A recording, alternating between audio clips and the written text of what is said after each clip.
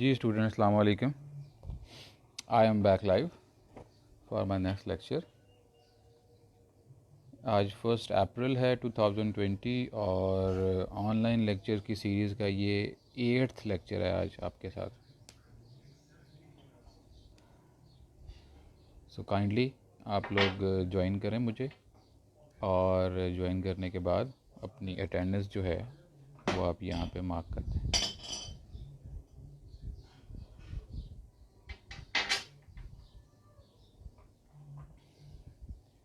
ये आप सबको मेरी आवाज़ आ रही है?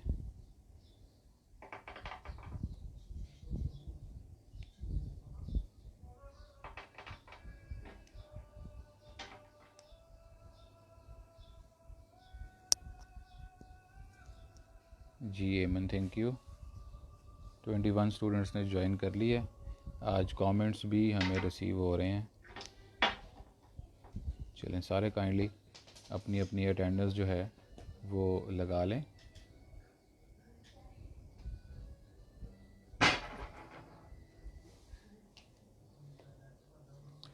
अपनी अटेंडेंस जो है वो आप लोग सारे काइंडली लगा लें। ठीक है जी।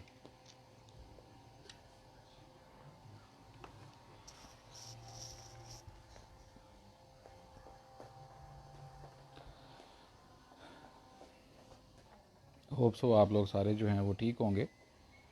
और अगर आपको जो पढ़ाया जा रहा है उसमें से कोई चीज़ समझ नहीं आ रही तो you can ask me during the class और after the class as well. Plus अभी इंशाल्लाह ये चैप्टर पूरा करने के बाद मैं इसी तरह ही लेक्चर के दौरान आप लोगों को प्रैक्टिकल डेमोंस्ट्रेशन जो है वो भी मैं आपको दे दूँगा, और जो भी हैंडबुक होगी फॉर प्रैक्टिकल डेमोंस्ट्रेशन वो मैं आपको फॉरवर्ड कर दूंगा, ताकि आप लोग साथ साथ अपने प्रैक्टिकल कॉपीज़ जो हैं वो भी कंप्लीट करते रहें। 30 स्टूडेंट्स ने हमें ज्वाइन कर लिए। ठीक है, अभी पिछले 2-3 लेक्चर से आप लोगों की स्ट्रेंथ जो है वो कम है थोड़ी सी, सो काइंडली इसको इम्प्रूव करें।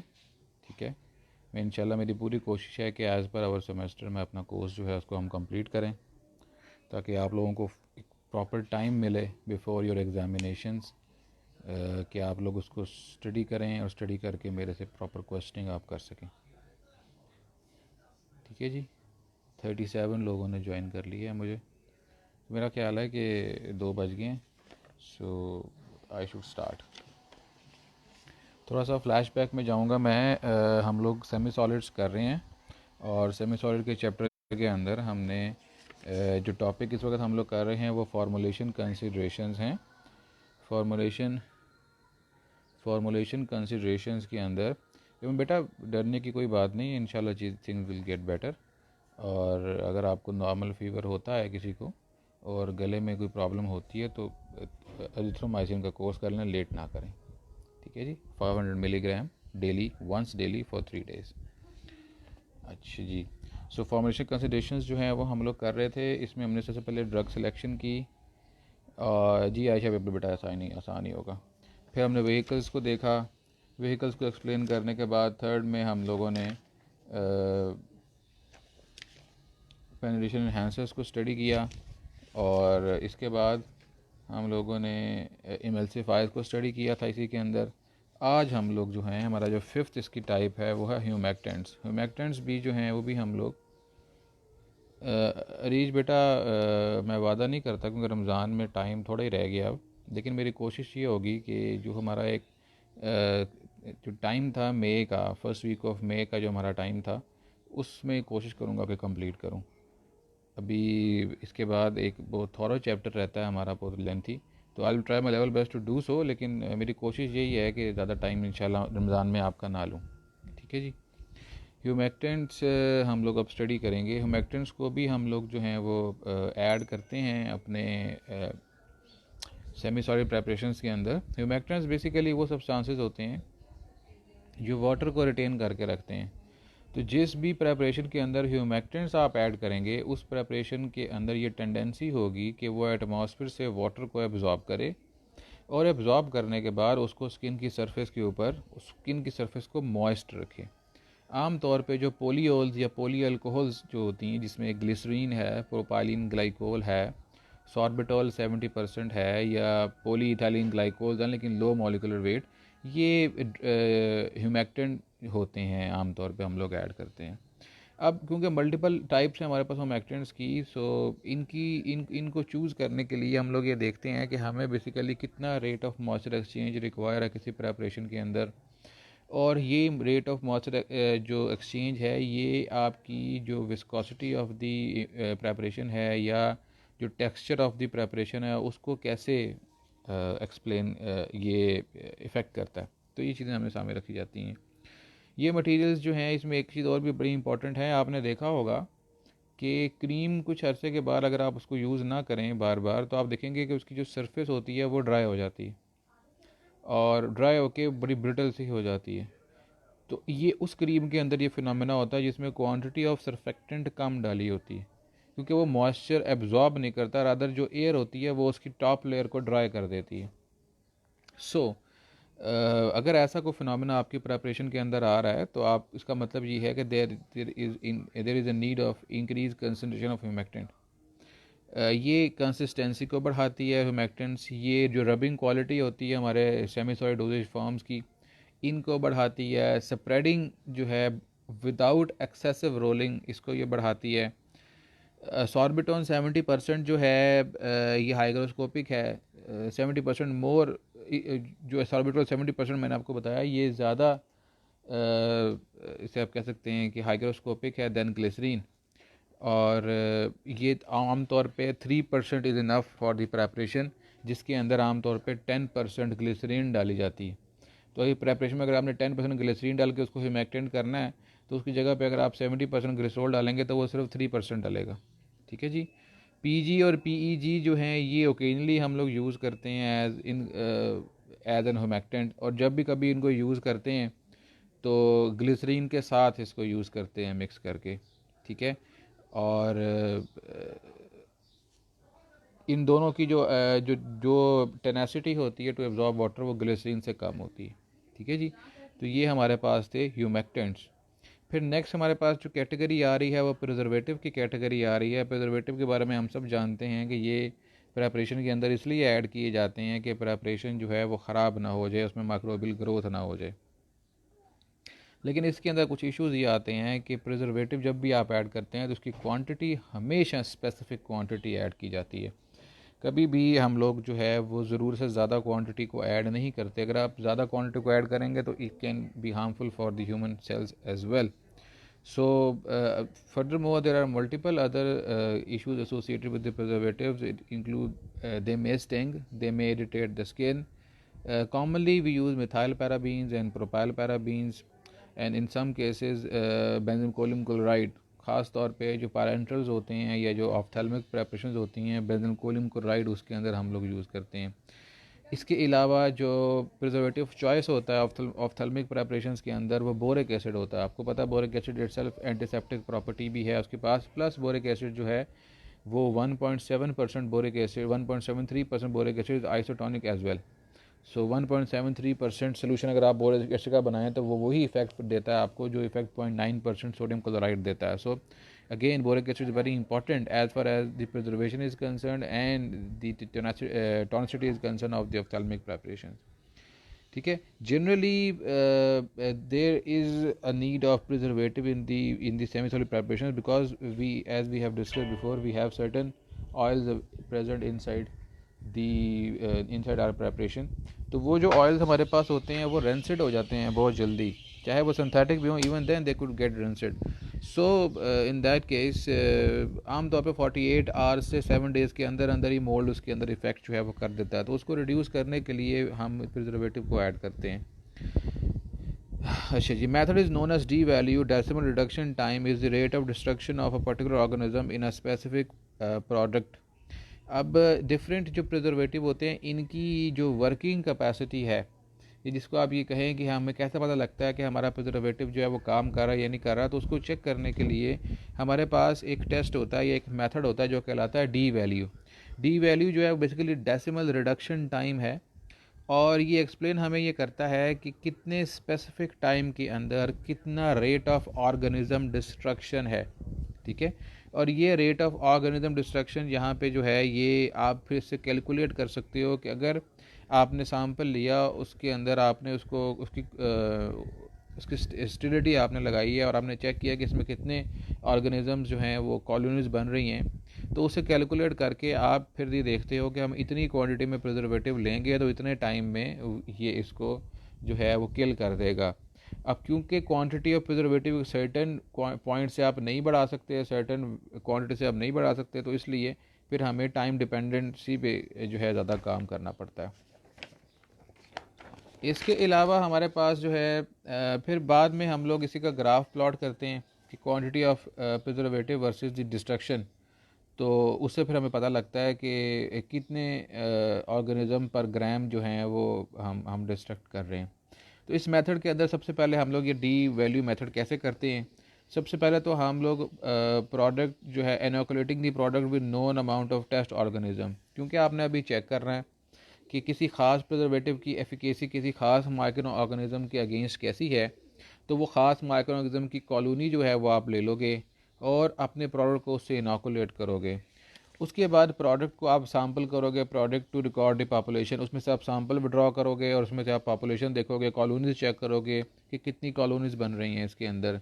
फिर log of surviving organism at each time. अब यहाँ पे एक चीज़ जो पीछे रह गई थी वो ये थी कि आपके जो प्रोडक्ट है, प्रोडक्ट के अंदर आपने प्रिजर्वेटिव ऐड किया हुआ है, तो फिनिश प्रोडक्ट विद प्रिजर्वेटिव, उसके साथ आप उसके अंदर अपनी जिस बैक्टीरिया की कॉलोनी को आपने चेक करना है कि वो प्रिजर्वेटिव उसके अगेंस्ट इफेक्टिव है या नहीं है, वो आप उसके अंदर इनोकुलम बनाओगे, उसका इनोकुलेट कर दोगे, फिर उसको आप फेवरेबल इन्वायरमेंट दोगे, वो ग्रो करेगी, और ग्रो करने के बाद फिर आप उसको सैम्पल के तौर पर चेक करोगे कि कितनी ग्रोथ हुई है। और फिर आप इसके बाद जो स्टेप नंबर 3 होगा वो होगा कि log of surviving organism H each time line is calculated plotted. आप उसकी लॉग वैल्यू लॉग ले लेंगे जी, कितना ऑर्गेनिज्म जो है ईच टाइम पे अवेलेबल था, कि आप फॉर एग्ज़ाम्पल 1 घंटे बाद टेस्ट करते हैं, 2 घंटे बाद टेस्ट करते हैं, 4 घंटे बाद टेस्ट करते हैं, 8 घंटे बाद टेस्ट करते हैं, और आप इसके आप लॉग वैल्यू ले लेते हैं कि कितनी कॉलोनीज या कितना माइक्रोब जो है वो अवेलेबल है। फिर उसकी आप स्लोप निकाल लेते हैं, और उसके बाद नेगेटिव स्लोप अगर आपके पास आएगी तो इसका मतलब ये होगा कि growth of the organism is decreasing, so basically killing हो रही है। तो नेगेटिव स्लोप जो है वो डी वैल्यू को रिप्रेजेंट करती है इसके अंदर, ठीक है, which is itself the time required for the killing of the bacterias. ठीक है जी। So this was about the use of preservatives है। नेक्स्ट जो 7th कैटेगरी है इसके अंदर हमारे पास वो एंटीऑक्सीडेंट्स की है। हम अपनी प्रेपरेशन के अंदर ख़ास तौर पे सेमी सॉलिड प्रेपरेशन के अंदर हम लोग एंटीऑक्सीडेंट्स को भी ऐड करते हैं, बिकॉज रेंसिडिटी का फिनोमेना जो होता है वो 2 तरीके से होता है। वो इनिशिएट होता है बाय ऑक्सीडेशन, ठीक है, लेकिन ऑक्सीजन वहाँ तक कैसे पहुँची है उसके 2 वेज हैं। पहला वे तो ये है कि जी आपके पास जो एनवायरनमेंट के अंदर ऑक्सीजन है वो है, और दूसरा वे है कि आपके पहले सब्सटेंसेस के अंदर भी ऑक्सीजन थी जो आपने रिमूव नहीं की प्रॉपर मिक्सिंग में, और वो इंट्रैप हो गई है, इट कैन कॉज ऑक्सीडेशन। तो एंटीऑक्सीडेंट्स हम लोग ऐड करते हैं। एंटीऑक्सीडेंट्स जो हैं उनको भी अगेन देखा जाता है कि वो टॉक्सिक ना हो, इरिटेंट ना हो, उनकी पोटेंसी ऐसी ना हो कि वो थेराप्यूटिकली इफेक्ट करना शुरू कर दें। वो कंपेटेबल होने चाहिए, उनका ऑर्डर नहीं होना चाहिए, वो कोई कलरेशन ना डिसकलरेशन या कलरेशन ना करें प्रेपरेशन के अंदर, वो स्टेबल हों through out the shelf life of the preparation, और वो सॉलेबल हों, ठीक है। अगर आप ये समझते हैं कि जी आपकी प्रेपरेशन बहुत ज़्यादा है, ऑक्सीडेशन के चांसेस बहुत ज़्यादा हैं उसके अंदर, तो फिर आप कॉम्बिनेशन ऑफ एंटीऑक्सीडेंट्स को भी आप यूज़ कर सकते हैं। आइसोप्रोपाइल माइरिस्टेट और ब्यूटाइल स्टीरेट जो है ये कॉमनली हम लोग यूज़ करते हैं फॉर टॉपिकल प्रेपरेशन, लेकिन उनको ओरली यूज़ नहीं करते। ओरली के लिए हम पहले डिस्कस कर चुके हैं कि उसमें हम क्या यूज़ करते हैं। सो आइसोप्रोपाइल माइरिस्टेट और ब्यूटाइल स्टीरेट जो है these are commonly use in the topical preparation, semi solid preparation for antioxidant activities. So यहाँ तक जो है ये आपका टॉपिक आज कंप्लीट हो गया है। टॉपिक था आपका फॉर्मुलेशन कंसिडरेशंस। हमने इसके अंदर ये देखा कि हमने जब भी कोई सेमी सॉलिड प्रेपरेशन बनानी है तो उसमें हमने क्या क्या चीज़ें ऐड करनी हैं। हमने उसके अंदर नंबर 1 ड्रग ऐड करनी है, नंबर 2 हमने उसके अंदर व्हीकल ऐड करनी है, नंबर 3 हमने उसके अंदर ऐड करना है, नंबर 4 हमने उसके अंदर पेनिट्रेशन इन्हेंसर्स ऐड करने हैं, नंबर 5 हमने उसके अंदर ह्यूमेक्टेंट्स को ऐड करना है। नंबर 6 हमने उसके अंदर एंटीऑक्सीडेंट्स को ऐड करना है। और नंबर 7 हमने उसके अंदर प्रिजर्वेटिव्स को ऐड करना है। तो ये 7 चीज़ें मिल के जब आपका सिस्टम के अंदर मिक्स होंगी विद ऑप्टिमम कंसंट्रेशन और स्टेबिलिटी को सामने रखते हुए और द पैरामीटर को सामने रखते हुए, तो आपकी बेस्ट फॉर्मुलेशन जो है वो बनेगी, जो through out the mention shelf life तक वो स्टेबल रहेगी। नेक्स्ट हमारे पास जो टॉपिक है, जो कि इस चैप्टर का I guess second last topic है, वो हमारे पास है इंडस्ट्रियल प्रोसेसिंग। इंडस्ट्रियल प्रोसेसिंग के अंदर जनरली मैं क्योंकि हम लोग इमल्शंस प्रिपेयर करते हैं, हम लोग सेमी सॉलिड्स प्रिपेयर करते हैं अपनी लैब के अंदर, और हमने लास्ट सेमेस्टर में मिक्सिंग का चैप्टर भी पढ़ा था, तो वही सारी चीज़ें यहाँ पे कुछ रिपीट हो रही हैं। तो मैं इस पर ज़्यादा फोकस मेरा इस पर नहीं होगा, लेकिन ये ज़रूर है कि मैं एक दफ़ा आपके लिए गो थ्रू ज़रूर इसको कर दूंगा। आप इसको खुद से पढ़ के आपको ये चीज़ें समझ आ जाएंगी। जनरली हम सबको पता है the most important phenomena for the preparation of semi solids includes the mixing. तो इसमें हम लोग मिक्सिंग करते हैं, मिक्सिंग होगी, स्टीयरिंग होगी, उससे हम लोग इमल्शंस प्रिपेयर करेंगे। इलेक्ट्रॉनिकली प्रोपेलर्स जो हैं हमारे पास वो अवेलेबल होते हैं। इसमें टर्बुलेंस जनरेट होती है। टर्बुलेंस जनरेट करने के लिए हम ऐसा प्रोपेलर यूज़ करते हैं जो टर्बुलेंस जनरेट करे, बिकॉज हमें पता है कि टर्बुलेंस जब भी जनरेट होती है मिक्सिंग जो है वो बहुत ज़्यादा फास्ट होती है। बैफल्स इसके अंदर होते हैं। अगर किसी आपके ऑपरेटर्स में बैफल्स नहीं है तो आप मेटल का स्पैचुला जो है वो यूज़ करते हैं। ठीक है, अगर आपको याद हो तो जब हम लोगों ने वेट मिक्सिंग की थी अपनी सिग्मा ब्लेड मिक्सर के अंदर, तो अगर आपको याद हो मैं स्पैचुला के साथ नीचे से पाउडर को एक्सट्रैक्ट करता था, बिकॉज वो कोने में फंस जाता था, तो वो बैफल का काम कर रहा होता है। तो ये वही एग्जाम्पल है। टर्बुलेंस एक और काम भी करती है, इंट्रैप्ड एयर को भी बढ़ाने का काम करती है। तो ये एक चीज़ इंपॉर्टेंट है कि आमतौर पे इसको अब ये कह सकते हैं कि जब बैफल्स आते हैं तो उससे ज़्यादा एयर इंट्रैप होती है। जब एयर ज़्यादा इंट्रैप होती है तो ज़्यादा टर्बुलेंस जनरेट होती है। ये इस लाइक दिस। ठीक है, तो इंक्रीज अगर आप एजिटेशन करेंगे, तो यहाँ पे एक चीज़ और बड़ी इंपॉर्टेंट है, you have to increase the turbulence to increase the mixing, but you can't increase the turbulence, you can't increase the agitation to that extent when to that extent जहाँ पे आपकी मैक्सिमम अमाउंट में air entrap होना शुरू हो जाए। तो अगर एयर इंट्रैपमेंट बहुत बढ़ जाएगी और बाद में रिमूव नहीं होगी, तो it can cause disadvantage of the emulsion, it can cause oxidation of the emulsion. तो ये एक चीज़ बड़ी इंपॉर्टेंट होती है। तो एजिटेशन हम बढ़ाते तो हैं, लेकिन इतने नहीं बढ़ाते कि एयर जो है वो उसका इंट्रैपमेंट जो है वो बहुत ज़्यादा बढ़ जाए। अच्छा जी, आमतौर पे ये एयर इंट्रैपमेंट का फिनोमेना जो है ये लार्ज स्केल मैन्युफैक्चरिंग के अंदर होता है।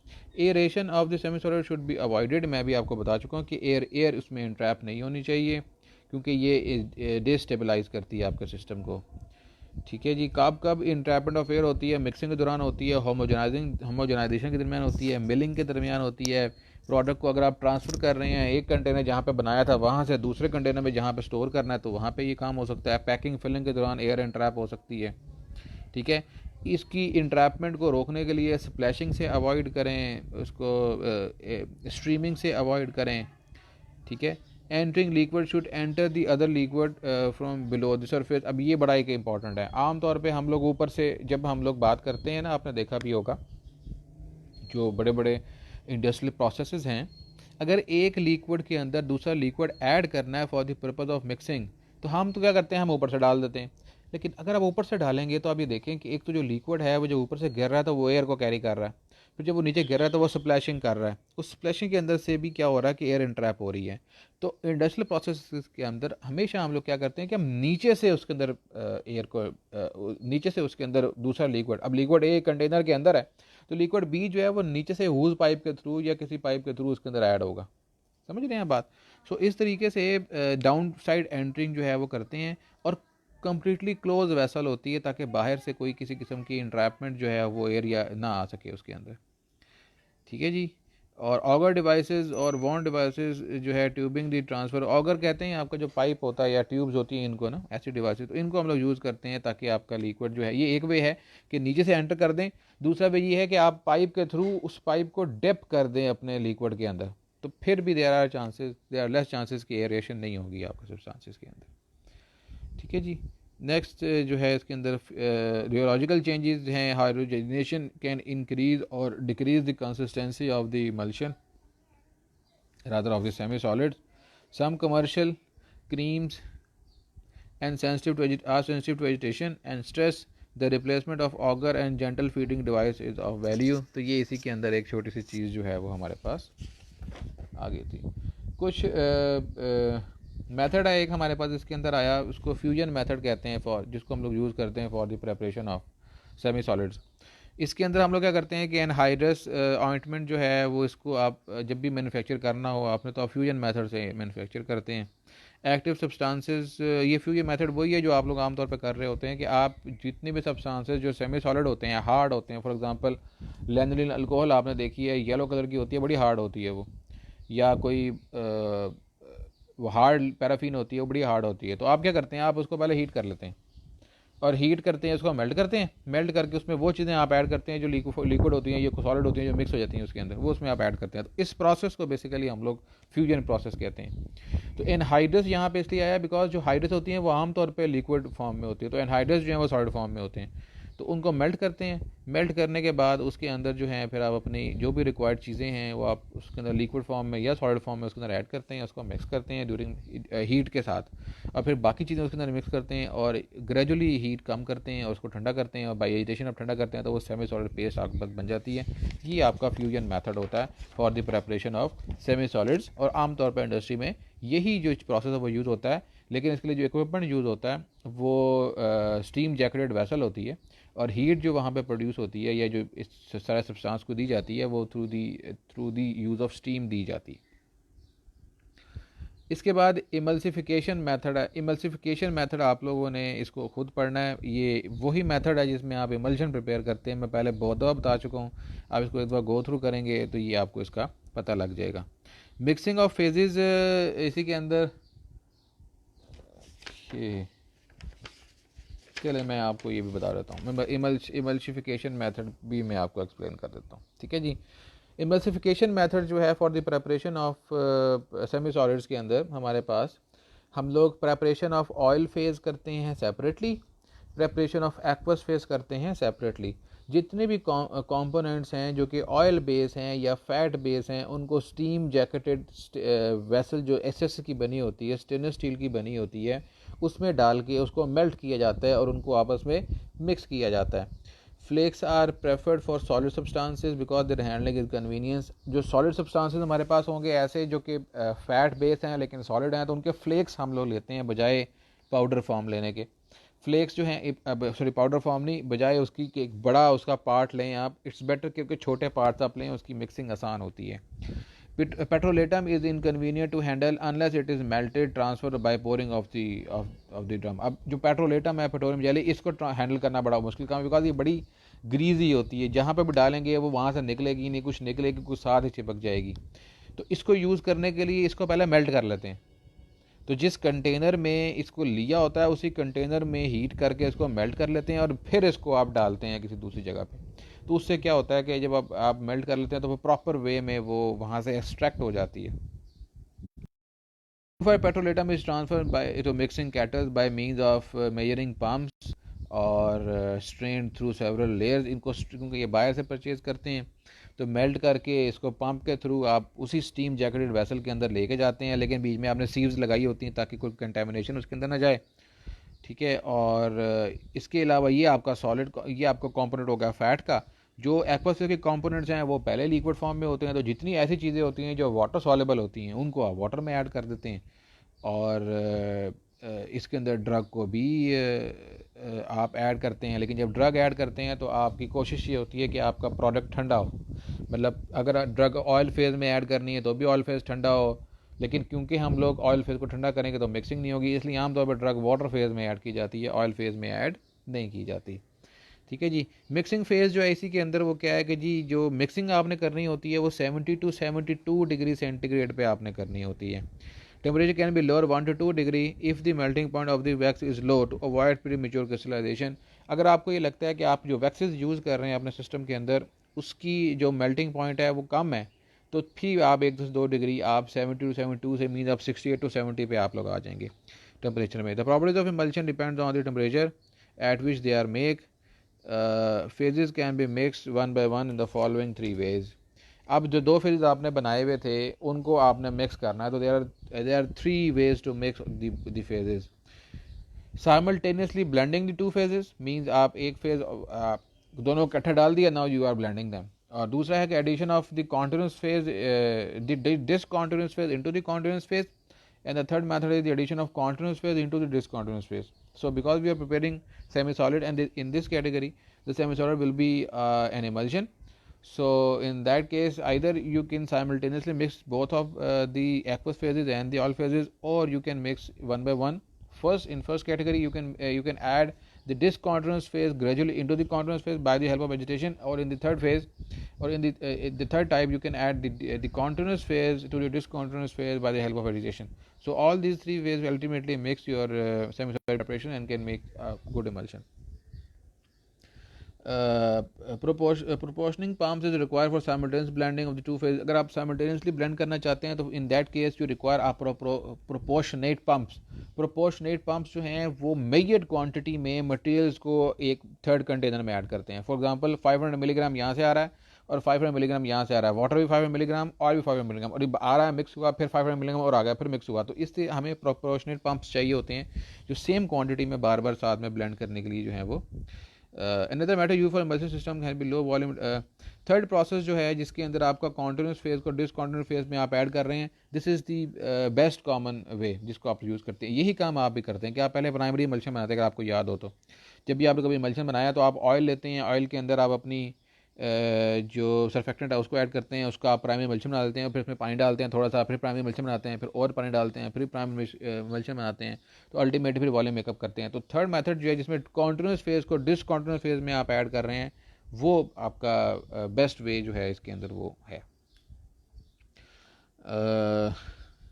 Aqueous phase in water, oil in water emulsion is added slowly in the inner phase of the agitation. यही सारी चीज़ें जो हैं वो आगे मैंने आपको. अब जब यहाँ पे हमारे पास मिक्सिंग हो गई है, नेक्स्ट इसके अंदर काम आता है वो आता है cooling the semi solid emulsion. ठीक है, आयशा ठीक कह रही हैं, ज्योमेट्रिक मिक्सिंग करेंगे. अच्छा, तो पहले फेज़ के अंदर तो क्या किया था कि आपने उनको सेपरेटली दोनों फेजेस को आपने अपने चीज़ों के साथ मिक्स कर लिया, फिर आपने उनको आपस में मिक्स किया. अब अभी हीट चल रही है, वो 70 to 72 डिग्री सेंटीग्रेड आप ये काम कर रहे हैं. अब आपने कूलिंग करनी है, तो कूलिंग के लिए रेट ऑफ कूलिंग जो है वो ये नहीं है कि एकदम चूल्हे से आपने हटा देना है और अब आप कहेंगे ठंडा हो जाए. ग्रेजुअली आप आहिस्ता आहिस्ता आहिस्ता आहिस्ता टेम्परेचर कम करते जाएंगे. विच कॉन्स्टेंट एजिटेशन आप उसकी कूलिंग जो है वो करेंगे. Scrape the kettle walls to prevent formation of congealing mass. जब आप इसको ग्रेजुअली ठंडा कर रहे होंगे तो स्पैचुला के साथ ज़रूर स्क्रैच करें जो वेसल की वॉल्स हैं, अदरवाइज़ वहाँ पे जम जाएगा तो वो फिर प्रोडक्ट को ख़राब करेगा.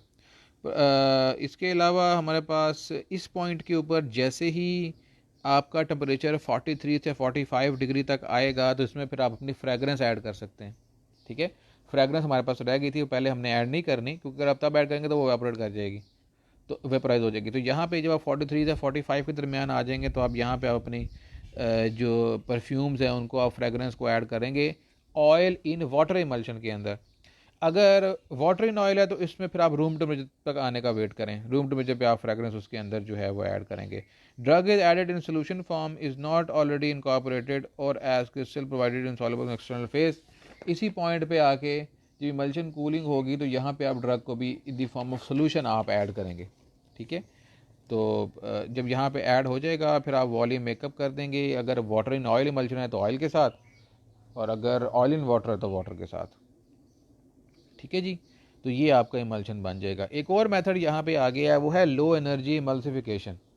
अब ये लो एनर्जी इमल्सिफिकेशन मेथड जो है इसके अंदर एनर्जी यूज टू मेज limited energy use is made limited in this preparation of emulsion. Limited use of energy हम लोग इसमें करते हैं. मिनिमम अमाउंट में हम लोग इसके अंदर इमल्शन फेज़ जो है वो इमल्सिफाई होता है. In reduction of energy requirement processing time, यहाँ पे एनर्जी भी कम रिक्वायर होती है और प्रोसेसिंग टाइम जो है वो भी कम होता है लो एनर्जी इमल्सिफिकेशन के अंदर. Major cost saving is achieve by heating water phase and oil phase to the required temperature and considering emulsion is form. तो यहाँ पे हम लोग एजिटेशन कम करते हैं, हीट ज़्यादा करते हैं. ठीक है, और मतलब इन शॉर्ट लो एनर्जी का केस में ये है कि जी आप यहाँ पे ज़्यादा इसको एजिटेट नहीं करते, कम एजिटेशन करते हैं, और जो भी फिनोमेना आपने अचीव करना होता है वो by the use of temperature changes आप वो अचीव करते हैं। तो जी यहाँ तक हम आज ख़त्म करते हैं इसको। इसके बाद हमारे पास एक लास्ट टॉपिक रह गया, evaluation of the semi solids. वो इंशाल्लाह कल एक पेज अगर आप करें तो हम ये भी ख़त्म करते हैं। आज ही हम ख़त्म कर रहे हैं जी। नेक्स्ट लास्ट टॉपिक है जी एवेलुएशन ऑफ सेमी सॉलिड्स। ये आप लोगों ने पहले किया हुआ है। आप लोग इसका जो पहला टेस्ट है सेमी सॉलिड का वो एक्सट्रूडेबिलिटी और स्प्रेडेबिलिटी है। तो प्रैक्टिकल्स के अंदर मैं आपको बता चुका हूँ कि कैसे हमने स्प्रेडेबिलिटी चेक करनी होती है और कैसे हमने एक्सट्रूडेबिलिटी जो है वो चेक करनी होती है। हमने देखना होता है, स्किन पे अप्लाई करके देखना होता है कि आपकी जो प्रेपरेशन है वो विद लीस्ट एनर्जी स्प्रेड होनी चाहिए। ठीक है, तो ये टेस्ट इस पर परफॉर्म करते हैं। जो एक्सट्रूडेबिलिटी है, इसके लिए force required to move the ointment out of the tube place below the plunger. आपके पास सेमी सॉलिड आमतौर पर ट्यूब की फॉर्म में आता है या जार की फॉर्म में आता है। तो अगर ट्यूब की फॉर्म में है, ख़ास तौर पर ये प्रॉब्लम आती है हमें अगर आप पॉलीफेक्स को फ्रिज में रख दें और उसको निकाल के जब आप उसको दबाएंगे तो इतनी हार्ड हुई होती है कि वो निकलती नहीं है। ये है, उसको दबा के बाहर निकालना जो है ना ट्यूब से, उसको एक्सक्लूडेबिलिटी कहते हैं। तो जितनी ज़्यादा फोर्स लगानी पड़ेगी उसको बाहर निकालने के लिए, उतनी उसकी एक्सक्लूडेबिलिटी कम है, वो बेहतर होनी चाहिए। कम फोर्स लगे ताकि वो ईजिली बाहर आए। जो स्प्रेडेबिलिटी है, आप स्मॉल क्वांटिटी जो है वो मैंने आपको बताया था कि आप बिटवीन 2 स्लाइड्स, ग्लास स्लाइड्स आप ले लेंगे और एक स्लाइड को दूसरी स्लाइड के ऊपर मूव करेंगे। तो जितनी कम फोर्स के साथ वो मूव करेगी उतनी स्प्रेडेबिलिटी ज़्यादा है। जितनी ज़्यादा फोर्स लगानी पड़ेगी उतनी स्प्रेडेबिलिटी जो है उसकी वो कम होगी। फिर इन विट्रो परमिएशन है। इन विट्रो परमिएशन का मतलब ये है कि आपने स्किन पे अप्लाई करनी है और क्या स्किन के अंदर पेनिट्रेट कर रही है। तो इसके लिए एक टेस्ट होता है, फ्रांस डिफ्यूजन सेल कहते हैं उसको। ये आपने पहले नाम सुना होगा। ये फ्रांस सेल मेरे पास पड़ा भी हुआ है, जब वापस आऊँगा मैं आपको दिखा भी दूंगा। तो फ्रांस सेल के अंदर नीचे एक बीकर नुमा चैम्बर होता है जिसको कहते हैं रिसीविंग चैम्बर। ऊपर इसकी कैप की जगह पे एक और चैम्बर होता है जिसको आप कहते हैं डोनर चैम्बर। दरमियान में आप अपनी कोई ऐसी चीज़, सेलोफेन पेपर या जिसके थ्रू आपने पेनिट्रेशन चेक करनी है। ऊपर नीचे आप लिक्विड डालेंगे, जैसे डाइल्यूशन मीडियम के अंदर लिक्विड डाला जाता है, बफर वगैरह, और एजिटेट भी होता है वो। ऊपर आप अपनी ड्रग ऐड करते हैं। सेंटर में आपकी लेयर ऑफ द स्किन है। अब जैसे ही ड्रग उस स्किन को आप टाइम उसको छोड़ देते हैं और हर घंटे घंटे बाद लोअर चैम्बर, रिसीवर चैम्बर से सैंपल विड्रॉ करते हैं। ठीक है, और उसको यूवी पे स्टडी कर लेते हैं, जस्ट लाइक जैसे आप रेजोल्यूशन के अंदर करते हैं। तो उससे पता लगता है कि कितने टाइम स्पैन में कितनी ड्रग या कितनी ऑइंटमेंट जो है या कितने सेमी सॉलिड प्रिपरेशन एब्जॉर्ब हुई है स्किन से और डोनर कंपार्टमेंट से रिसीवर कंपार्टमेंट में आई है। तो ये इन विट्रो परमिएशन टेस्ट होता है। फिर इरिटेशन टेस्ट है। इसके लिए इन विट्रो इरिटेशन टेस्ट जो है वो HETCAM हैट कैम होता है, उससे हम लोग ये टेस्ट परफॉर्म करते हैं एग्स के ऊपर। ठीक है, और इसके अलावा ड्रेस डर्मल इरिटेशन टेस्ट है ऑन रैबिट्स के ऊपर आप लोग ये अप्लाई करते हैं और उसकी वहाँ पे फिर पैच अप्लाई करते हैं और उस पैच से रिलेटेड वहाँ पे कोई वाउंड बना होता है या कोई एरिथमिया हुआ होता है, तो उसका आप डायमीटर नोट करते हैं, उससे पता लगता है कि इरिटेशन कितनी है। ठीक है, फिर हमारे पास इन विट्रो टेस्टिंग के अंदर हम लोग जो हैं वो आम तौर पे एनिमल्स को लगाते हैं ये, और उसके बाद इसका जो बाय प्रोडक्ट है उसको आप एनिमल की यूरिन के अंदर या एनिमल की जो स्टूल है उसके अंदर हम लोग इसको चेक करते हैं, या जो बेस्ट वे होता है वो एनिमल का ब्लड करते हैं कि ड्रग वहाँ तक पहुँची है या नहीं पहुँची, और यही काम ह्यूमंस के ऊपर भी किया जाता है। तो ये हमारे पास इन वीवो टेस्ट जो हैं वो इसके होते हैं। सो ये चैप्टर जो है हमारा इंशाल्लाह कंप्लीट हो गया है, और कल से हम लोग इंशाल्लाह नया चैप्टर जो है अपना वो शुरू करेंगे। कोई क्वेश्चन अगर आपके हों तो आप लोग मेरे से पूछ सकते हैं। You have 2 to 3 minutes। कोई क्वेश्चन अगर आपको बाद में याद आता है तो इन दैट केस आप मुझसे व्हाट्सएप पे कम्युनिकेट कर सकते हैं। ठीक है जी, एनीबडी हैविंग एनी क्वेश्चन तो मेरे से पूछ सकता है वो।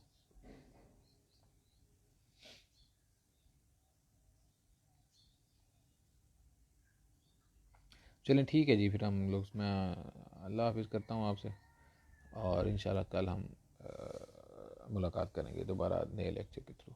ओके जी, अल्लाह हाफ़िज़। और ये काइंडली इस लेक्चर को अपलोड कर दीजिएगा अपने ग्रुप के अंदर, व्हाट्सएप ग्रुप के अंदर। Thank you.